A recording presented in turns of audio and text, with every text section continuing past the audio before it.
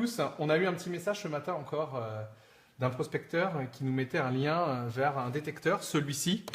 C'est le MD301, je sais pas quoi, qui est vendu en grande distribution, 150 €. Alors c'est un appareil qui est souvent vendu comme une contrefaçon d'un ACE. À l'époque, dans le magazine Le Fouilleur numéro 54, déjà on avertissait, donc vous voyez, il y a quand même une grosse ressemblance entre les choses, mais surtout vous avez des commerçants qui voulaient vendre ACE 250, et en fait quand vous cliquez sur les autres photos, donc la première c'est un ACE 250, mais après quand on se rend compte c'est plus un ACE 250. Donc là c'est clairement de la tromperie, de la contrefaçon, et surtout que l'appareil est vraiment très très mauvais. Donc si jamais vous tombez sur ça en grande distribution, il faut vraiment passer votre chemin. On va vous montrer pourquoi. Alors vous allez voir. L'appareil est clairement ridicule. Donc si on s'est amusé à le tester justement à un vrai ACE 250, et il n'arrive même pas à la moitié de la puissance. Donc déjà la qualité de fabrication est vraiment très mauvaise. Ça va péter en vraiment pas longtemps. Vous avez une vis qui retient, il n'y a pas de bac de serrage, c'est qu'en deux parties. Le disque est de très mauvaise qualité, il est lourd. Le repose-bras, c'est les anciens repose-bras type Garec, donc qui cassaient. C'est vraiment lamentable, mais c'est pas le tout. Donc là, on reconnaît, c'est la même échelle de conductivité que sur les Garrettes. On l'allume. Et on a plus ou moins les mêmes choses. Ça vous indique la puissance. Voilà, mais c'est exactement la même chose que sur un Garrett. La profondeur. Donc, en plus, c'est très très mal fait. Donc, hop, si on y va, alors il faut aller dans les modes. On a joué avec cela, on l'a réglé. Alors là, on enlève juste le fer, en fait. Ah, ça, c'est le volume sonore. Voilà, ok. Donc, contrairement à un ACE 250, par contre, celui-là, il a le volume réglable. Donc, si les mecs qui font des contrefaçons sont capables de le faire, j'espère que Garrett, un jour, sera capable de le faire.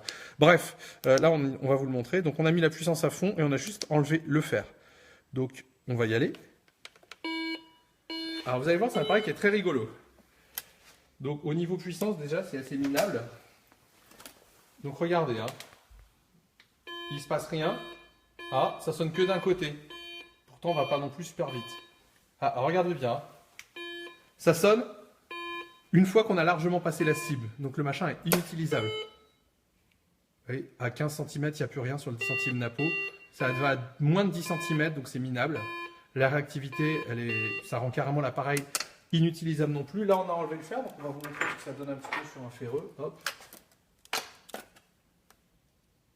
Donc la disquerie est pas si mal que ça. Non, ça sonne un peu. C'est pareil, mais ça sonne après.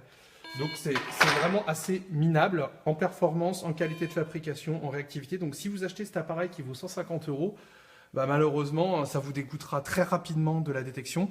Alors qu'un véritable Garrett ACE 150, ça vaut 169 €. Donc pour 10 € de plus, vous avez vraiment l'original qui lui fonctionne très bien. Vous avez aussi des Eurotech dans les 199 €. Et pour dire, on a des appareils pour les enfants à 99 à 119 € de chez Bounty Hunter qui, eux, fonctionnent beaucoup, beaucoup mieux. Et si on prend par exemple un ancêtre comme celui-là, c'est un appareil des années 80, c'est un vieux compas, ça fait mieux que cette chose-là et surtout, c'est un vrai détecteur qui enlève parfaitement le fer et qui a une vraie réactivité. Donc, encore une fois, dès que vous voyez un appareil comme ça qui vous est vendu comme un ACE 250, c'est une contrefaçon, faites attention. Et généralement, tout ce que vous avez sur Alibaba, AliExpress, c'est de la contrefaçon. La contrefaçon, c'est pas que le Garrett, il y en a aussi chez Technetic, chez Fisher, les marques les plus vendues, et surtout Minelab. Là, on a encore un client qui nous a contacté, on va faire un article dessus d'ailleurs, qui a acheté ce qu'il croyait être un Goldbug, et malheureusement, c'était une contrefaçon. De l'extérieur, l'appareil est très bien fait, mais il détecte absolument rien, c'est lamentable, et donc la personne a perdu 300 €, et on ne peut rien y faire. Donc Alibaba, AliExpress, c'est de la contrefaçon, il faut laisser tomber. Et surtout, si vous voyez des appareils généralement en grande distribution, c'est du Made in China, ça vaut 20-25 € à l'achat. Donc on peut se poser des questions aussi sur l'éthique des acheteurs de grande distribution qui vendent absolument n'importe quoi. Donc voilà, pas cool du tout, donc évitez de vous faire avoir. Ah, vous voyez, il y a encore le bip, mais il apparaît qu'après le bip.